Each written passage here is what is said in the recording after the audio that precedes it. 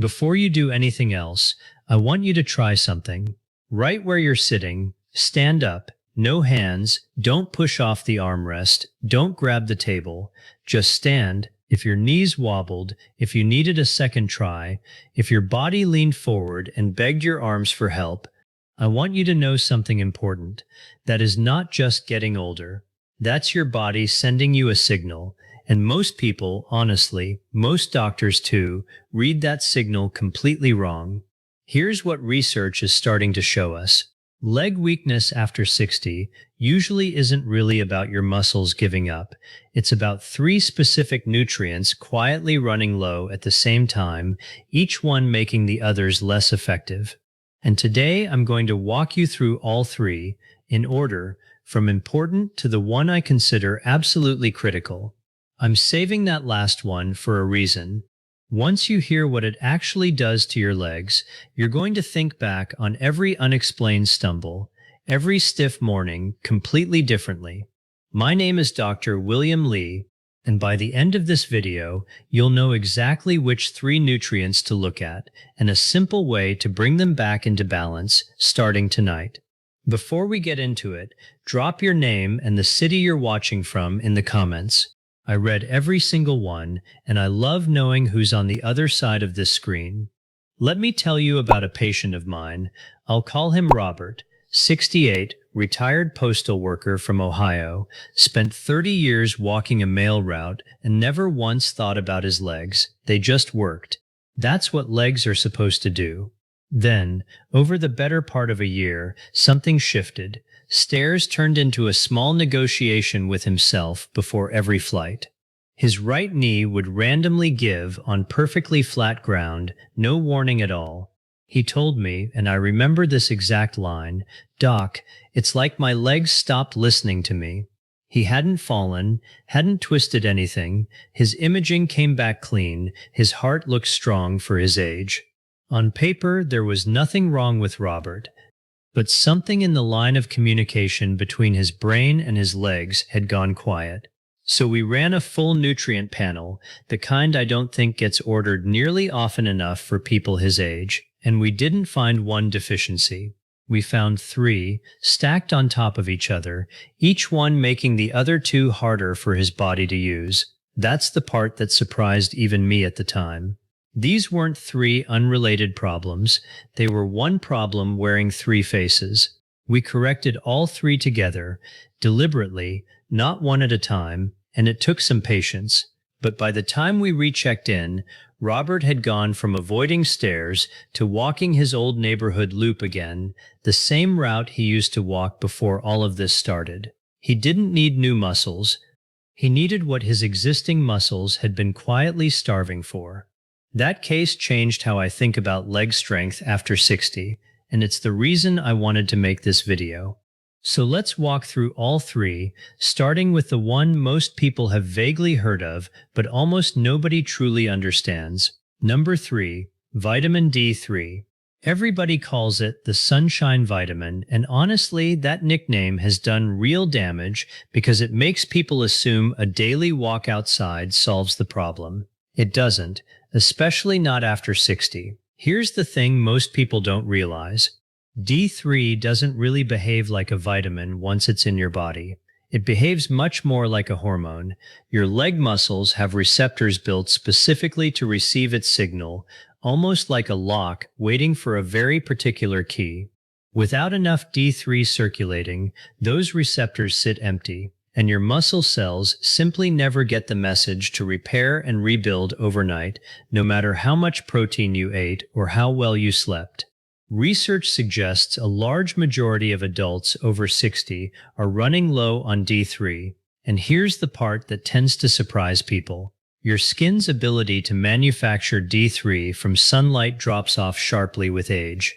Some studies estimate that older adults produce only a fraction of the D3 from the same sun exposure that they would have produced decades earlier. So I'm outside most days doesn't protect you the way it used to. Your own skin has quietly become less efficient at the job, even if your habits haven't changed at all. So what does low D3 actually feel like, in your legs specifically? That deep, dull ache in your thighs and calves that you've probably written off as just old age, evidence points to that often being low-grade inflammation tied directly to insufficient D3. There's also a well-documented connection here to something called sarcopenia, the medical term for progressive age-related muscle loss.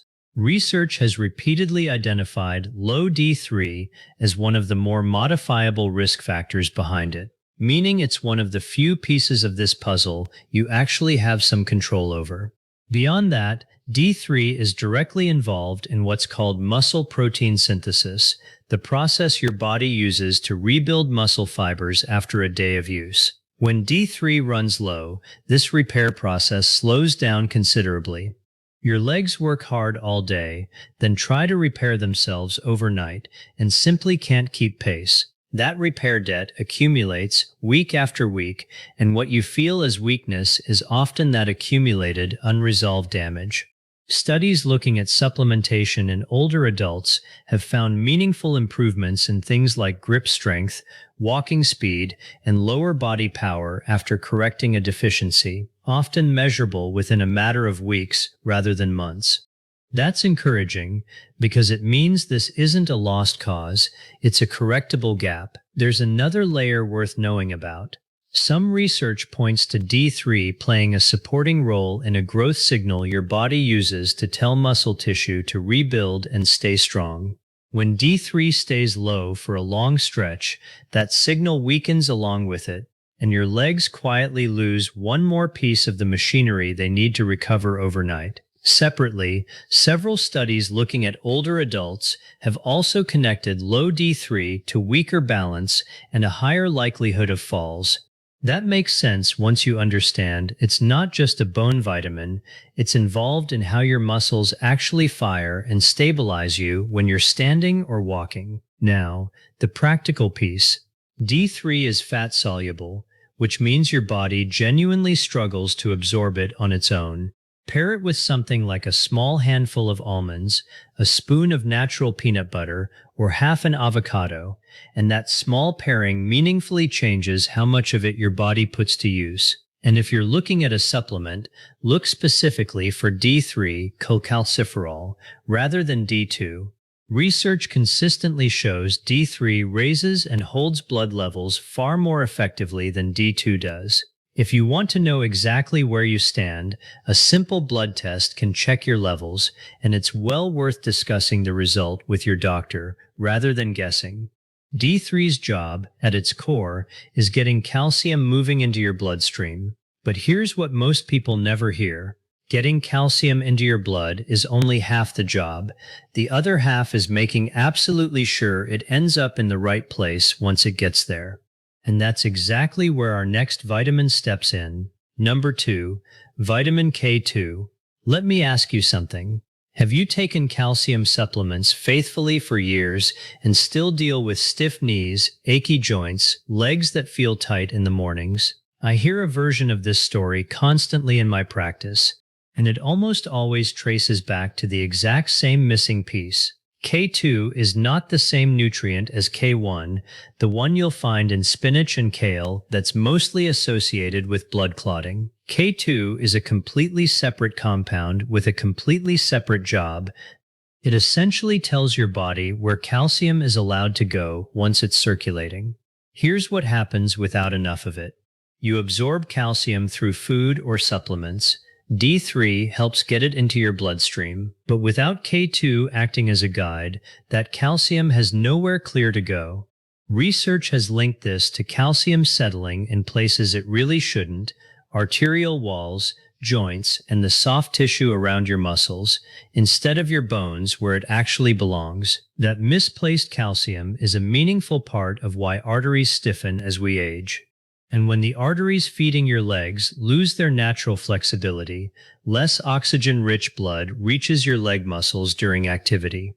That's a large piece of why so many people over 60 feel their legs give out or burn after just a short walk. It's not always weakness in the traditional sense. Sometimes it's circulation being quietly undermined by calcium that ended up in the wrong place. K2 also activates a particular protein produced by your bone cells that behaves almost like a hormone once it's released into your bloodstream. It signals your leg muscles to take in and use fuel more efficiently. Research has tied healthier levels of this activated protein to better walking speed, better physical performance, and greater lower body strength in older adults. On top of that, K2 activates a separate protein that acts as your body's natural defense against soft tissue calcification, essentially preventing calcium from hardening the connective tissue around your muscles. Without enough active K2, that defense system goes quiet, and your leg muscles can gradually lose their natural elasticity, becoming stiffer and slower to respond, especially first thing in the morning. I think of a patient I'll call Margaret. 72 years old, an avid gardener for most of her adult life, who'd been forced to stop kneeling in her flower beds because getting back up had become genuinely painful.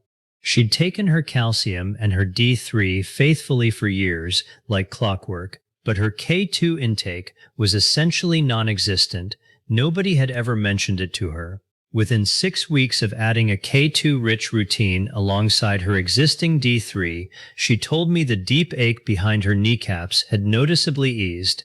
By the time we spoke again, she was back on her knees in the garden, exactly where she wanted to be. One widely cited European population study followed thousands of adults over several years. It found that those with the highest dietary intake of K2 had noticeably lower rates of arterial stiffness and cardiovascular events compared to those with the lowest intake. That connection matters here because arterial stiffness and reduced leg circulation tend to travel together. On form and amount, the most studied and longest-lasting form of K2 is called MK7. Compared to other forms, it stays active in your bloodstream considerably longer, which tends to provide steadier, more consistent calcium regulation throughout the day rather than a short burst. Like D3, K2 is also fat-soluble, so pairing it with your D3 and a small fat-containing snack makes sense, since they genuinely work better as partners than they do separately. One important note here: if you're on any blood-thinning medication, this genuinely needs to be a conversation with your doctor first, because K2 can interact with those medications. That's not a step to skip. Now, we've covered getting calcium into your blood, and we've covered directing it to the right place once it's there. But there's a third piece to this, the piece that keeps your brain talking to your legs in the first place. And in my clinical experience, this is the one most consistently overlooked of the three. If this is helping so far, go ahead and hit subscribe. I break down one nutrient to symptom connection like this every single week. Number 1, and I genuinely saved this for last on purpose: vitamin B12. Here's a truth almost nobody tells you. Your legs are only ever as strong as the nerves controlling them. You could have excellent muscle mass, solid calcium levels, healthy D3, and still feel weak and unsteady on your feet if the signal traveling from your brain, down your spinal cord, into your legs isn't coming through clearly. Strength without signal doesn't translate into steadiness. That's precisely what B12 protects. It's essential for maintaining something called the myelin sheath, an insulating layer wrapped around every nerve fiber in your body, including the long motor nerves running from your spine down into your quadriceps, calves, and feet. Picture it like the rubber coating around an electrical wire. When B12 runs low, that coating begins to thin. The signal still fires, technically, but it arrives late, weakened, or garbled. That shows up as legs that feel sluggish, calves that cramp in the middle of the night, feet that feel numb or like you're walking on foam, knees that buckle with no warning at all. Here's the part that tends to catch people off guard. Research indicates a substantial share of older adults have insufficient B12, and frequently this has nothing to do with diet. After 60, your stomach naturally produces less of a specific protein needed to absorb B12 from the food you eat. So you can eat plenty of eggs, fish, and meat, and your levels can still quietly decline year after year regardless. That's an age-related shift in how your body functions, not a failure of willpower or diet. And it's exactly why food sources alone increasingly stop being enough after 60. Studies following adults over 65 have connected B12 deficiency to measurably weaker proprioception, your body's built-in sense of exactly where your foot is in space at any given moment, along with slower nerve signal speed overall. In plain terms, your brain says step, and the message arrives just a fraction of a second late. That fraction of a second is very often the difference between catching your balance and actually falling. I want to tell you about someone else I treated, a man I'll call Walter. 70 years old, a retired engineer who described his own legs to me as feeling like they belonged to someone else. He'd developed a subtle outward swing in his walk. Almost nobody else noticed it because his foot simply wasn't giving him reliable feedback anymore. His neurologist had even tested him for early Parkinson's disease. Those results came back inconclusive. When we tested his B12, it was low, well below the range where research now suggests nerve-related symptoms tend to begin. After roughly 10 weeks of consistent, properly absorbed B12 supplementation, that outward swing in his walk was gone entirely. He told me, almost offhand, that the sense of control in that foot had simply returned, like flipping a switch back on. Form matters more here than people expect. The standard form found in most drugstore multivitamins requires your body to convert it into an active form before it can actually be used, a conversion step that becomes noticeably less efficient with age. A different form, called methylcobalamin, is already in the active state your nervous system can use immediately, no conversion required. And because stomach absorption of B12 naturally declines with age, a sublingual version of it, meaning small tablets dissolved under the tongue, bypasses that absorption problem completely by entering the bloodstream directly through the mouth. That's worth knowing if you've been taking a standard swallowed tablet for years without noticing much change. If it's been years since it was last checked, ask your doctor about testing your B12 levels directly rather than assuming a multivitamin has it covered. If you've made it this far, type the number 1 in the comments. I genuinely want to know you're still with me. Here's the simplest way I can bring all 3 of these together for you, because consistency matters far more here than complexity ever will. These vitamins work as a team, not as 3 separate, unrelated fixes. D3 is the fuel that tells your muscles to rebuild overnight. K2 is the steering wheel, making sure the calcium D3 delivers goes exactly where it belongs instead of stiffening your joints and arteries. And B12 is the wiring, keeping your brain and your legs genuinely talking to each other in real time. Fix one on its own, and you'll likely notice something. Address all 3 together, deliberately, and that's when people tend to notice a real shift. Let's talk through roughly how this looks in practice, step by step, so you have something concrete to work from tonight, rather than a vague idea. Start with B12 a little earlier in your evening, roughly half an hour to 45 minutes before you plan to sleep.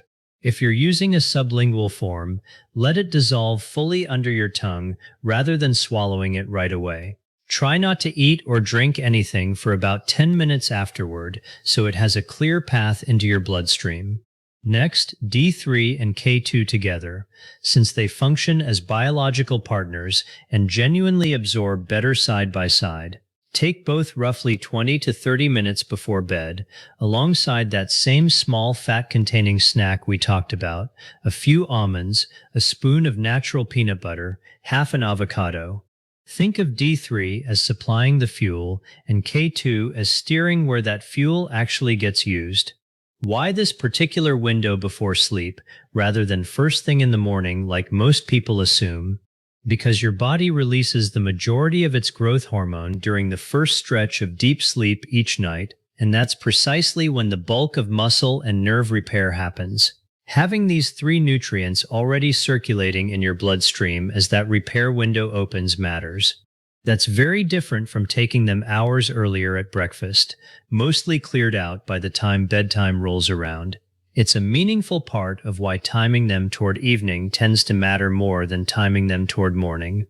Beyond the vitamins themselves, there are a few small daily habits that genuinely amplify all of this. First, hydration, but spread throughout the day rather than all at once. Sip water steadily between meals, since even mild dehydration slows how efficiently nutrients reach muscle tissue. That said, it's worth easing off in the last hour or so before bed, simply to protect your sleep. Second, pay attention to your last meal of the day. A heavy, starchy dinner tends to increase overnight inflammation, and it can interfere with how well your body absorbs these fat-soluble vitamins. Leaning toward lean protein, vegetables, and a modest amount of healthy fat in the evening tends to work in your favor instead. Third, a few minutes of very gentle movement before bed, ankle circles, seated leg lifts, slow calf raises against the wall. You're not exercising here, you're simply opening circulation right as your body enters its deepest repair window, so these nutrients can actually reach the muscles that need them most instead of sitting unused in your bloodstream.